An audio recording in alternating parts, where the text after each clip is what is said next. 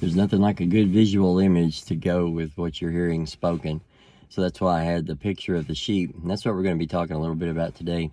You know, most of us know the 23rd Psalm. It starts out with, "The Lord is my shepherd, I shall not want."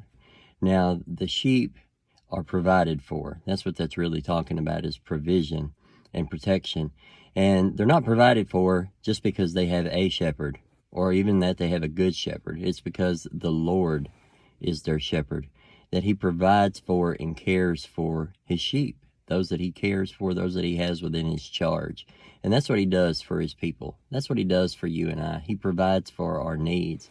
You know, David said elsewhere in the Psalms that, "I was young and now am old, yet I have not seen the righteous forsaken, nor his seed begging bread." You know, that means that the Lord provides for our needs.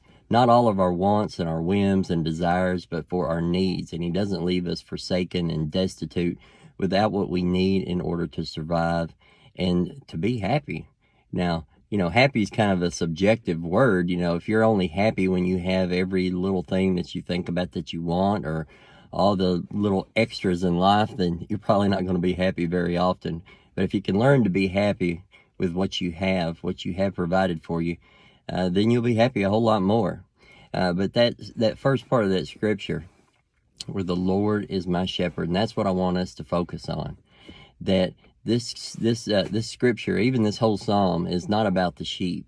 It's not just about us, and so we can have warm and fuzzies and feel like that we have everything that we need, but it's about the shepherd and about his faithfulness, about his provision for us, and about his care that he has over us. And you know, shepherds, if you ever see the old pictures of them where they have the long robes and the hoods, and they've got the long staff, you know, usually some of the older pictures, it has a little curve around the top. And, you know, that's not just for a photo opportunity. They used that staff to fend off wolves, and they also used them to keep the sheep in line. They might give them a little knock on the back or maybe on the head if they were a little unruly.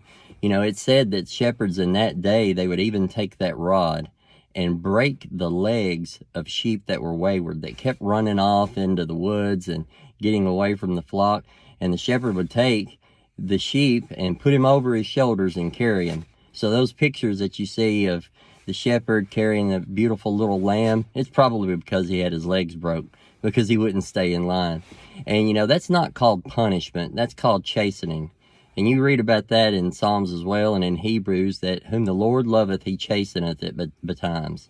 So, you know, he does chasten his sheep. He does give us a little knock now and then. He may even have to break one of our legs if we can't stay in line and go the direction that he has planned out for us. And it's not just to punish us, and it's not just to, you know, make us do what he wants us to do. It's because it's for our good and for our benefit. He sees the dangers ahead when we see only good things. We may see just some green pasture that's in front of us, and, well, man, we just want to run to that. That's where we need to be. But the shepherd knows that beyond that are wolves. Beyond that are pitfalls. Beyond that are ravines that we could fall into and die. So he's looking out for us. And sometimes that looking out for us has a little bit of chastening, maybe a little knock, like I said, on the back legs, or maybe the side of the head if that's what we need. So I want you to take a few minutes and read the 23rd Psalm.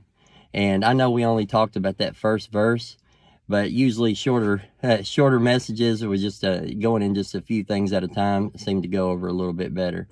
But it's not really just talking about the sheep here. It's talking about the shepherd and his faithfulness. So read it with that mindset.